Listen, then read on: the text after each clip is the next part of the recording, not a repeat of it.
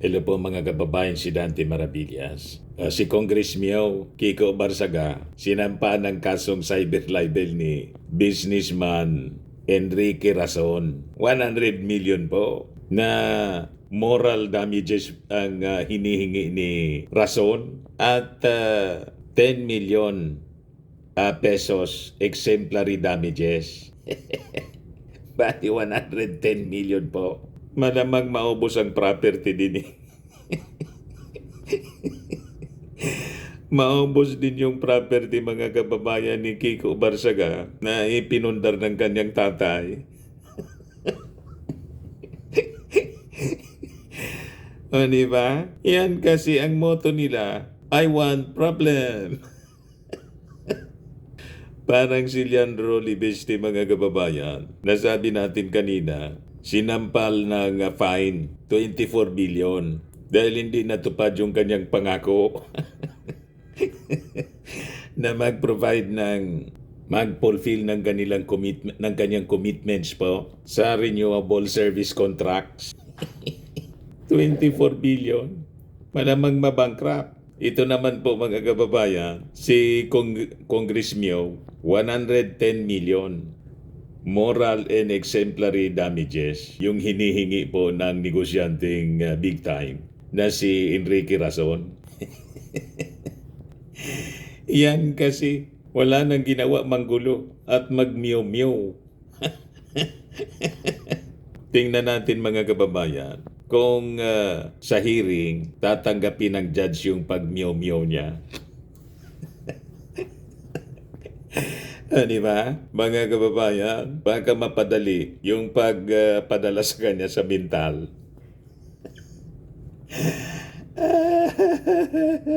Yan ang sabi ng kanyang mga kasama before niya na dapat paintulutan na makabalik sa sesyon sa Congress kasi suspendido 60 days. Kailangan na niyang magsailalim siya sa psychiatric examination.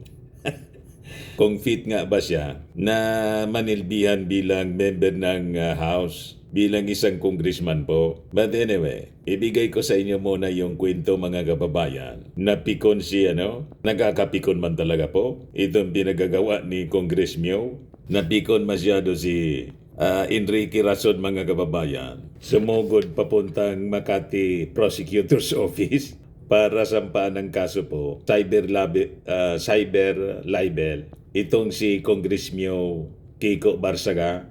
Yan Sabi dito sa report ng Bilyonaryo News Channel, look, ultra-bilyonaryo Enrique Rason filed complaint for 2 counts of cyber libel against Cavite Representative Kiko Barsaga at the Makati Prosecutor's Office, where Assistant City Prosecutor Nico de la Merced administered the oath for the complaint. The filing was witnessed by Chief City Prosecutor Dindo Binturanza and Rason's lawyer, Attorney Lawrence Arroyo. The complaint stems from Barsaga's allegation that Rason bribed National Unity Party lawmakers to support the speakership of former House Leader Martin Romualdez. Ubusan na to ng yaman. Ultra-bilyonaryo itong si Enrique Rason. Kaya yung inihingi pong moral damages, 100 million kagad. 10 million yung exemplary damages mga kababayan. Sabi dito sa report ng ABS-CBN, sa kanyang complaint affidavit na sinabmit niya sa Makati City Prosecutor's Office, Rason noted that Barsaga's post tagged the businessman as the mastermind behind the corruption in Congress at inakusa niya si Rason of bribing members of the National Unity Party to secure support for former Speaker Martin Romualdez. Patong na kaso mga kababayan yung kakaharapin niya ni Kiko Barsaga kasi hindi lang si bilyonaryo Enrique Rason yung magpa-file sa kanya ng kaso. Pati po si Assistant Deputy Speaker Ronaldo Puno, Presidente ng NUP at mga members pa po ng National Unity Party na partido mismo dati ng kanyang tatay ni Kiko Barsaga. Sinalaula na po ni Kiko yung pangalan ng kanyang tatay. Nirerespeto yung kanyang tatay, mga kababayan, nang mamatay. Ayon, ang tumakbo bilang congressman yung anak na si Congressmio. Pinaiya ngayon ang buong pamilya sa kakadaldal nito at kakapost ng kung ano-anong aligasyon po. Sinisiraan yung kanyang kapwa mga congressmen. So lahat yun, mga kababayan, magpa-file sa kanya ng kaso. Kaya malamang maghirap itong si Kiko Barsaga sa kakabayad sa mga inagrabyo niya na mga kasama niya sa Congress, kasama po si ultra-bilyonaryo Enrique Razon. Yung sabi dito, Barsaga posted the allegations on January 9 on his public Facebook page and later deleted them, but not before they were shared by some local media outlets. The complaint noted, Razon added the post reached thousands of users within minutes and were seen by colleagues and staff. Ang nagsishare kasi nito, yung mga pinapa-viral kaagad ng mga DDS. Pati yung mga trolls nila po, very active po sa social media. Ang hindi nila alam, pinapahamak nila yung kanilang iniidolong bagong bayani. Ito yung kinoconsider nilang bayani, si Congressmio Kiko Barsaga. Pinapahamak nila imbis na sawayin. Idiretso lang ninyo yung gawain ganyan. Magkakaubusan kayo niya ng pera. Di ba? At malamang sa malamang, hindi lang suspension ang abuti ni Congressmio. Baka termination na as member ng Congress, mga kababayan. O di, mag-session siya sa Facebook page niya. Di ba po? Sabi po ni Enrique Razon, yung mga akusasyon niya ni Kiko Barsaga crossed the line from political speech into criminal defamation. The businessman said the claims were implausible, noting that Romualdez ran unopposed and won a supermajority of votes to be re-elected Speaker in 2025, making any alleged bribery unnecessary. Paano pang magbabribe si Enrique Razon para kay Martin Romualdez? Wala man pong gustong lumaban sa pagka-speaker kasi lahat talo. Gustong lumaban ni Toby Tiangco, wala man pong wala mang nakuhang support. Si Kiko Barsaga nag-declare na gusto din lumaban. Wala din naman gusto sa kanya. Kahit yung mga kaalyado niyang may tama din. O di ba? Nangampanya na din sana mga kababayan si Kiko Barsaga, interesado na mag-speaker. Wala eh. Landslide support si Martin Romualdez. So anong rason na mag-bribe? Di ba? Sabi ng kampo niya, ni Enrique Razon, wala niyang papel in congressional leadership contest. Ang bilyonaryo si Enrique Razon in no ability to influence lawmakers' votes. So ang hinihingi ni Razon, mga kababayan, 100 million moral damages and 10 million exemplary damages, citing harm to his reputation and emotional distress. So yan, mga kababayan, si ultra-bilyonaryo Enrique Razon. O ngayon, sabi ng Congressmio, anda daw niyang harapin sa korte si Razon. O di wow.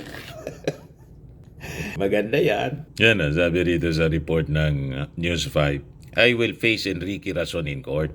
Nakahanda umano si Cavite 4th District Representative Kiko Barsaga na harapin sa korte ang tycoon na si Enrique Razon.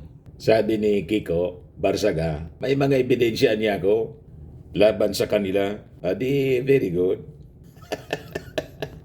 tingnan natin kung anong klase ng ebidensya mayroon itong si Kiko Barsaga laban mga kababayan kay Enrique Razon at sa kanyang mga kasama sa Kongreso na inakusan niya na tumanggap ng bribe para isupport ang speakership ni Martin Romualdez. So this is exciting mga kababayan. At sabi ko nga kanina, tingnan natin kung pagdating doon sa witness stand, pwede mag-meow-meow at magkanta-kanta itong si Kiko Barsaga tulad ng ginawa niya doon sa sesyon sa Kongreso. Kumakanta-kanta siya ng kayong nakaupo, subukan naman ninyong tumayo, meow, meow, meow, meow, meow.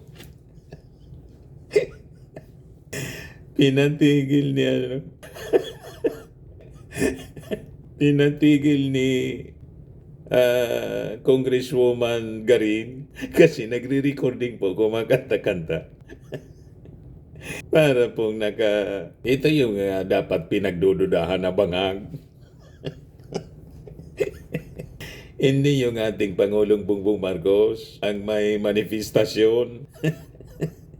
Di ba po? Ganitong mga gawain po ang may manifestasyon. Kaya sabi dito sa mga nag-react mga kababayan, sabi ni Ramon Lalo, sana mabigyan ng diksyon ang saltik na yan. Sabi ni Danica Joy, supalpal ka na kung meow, do not mess with Enrique Razon.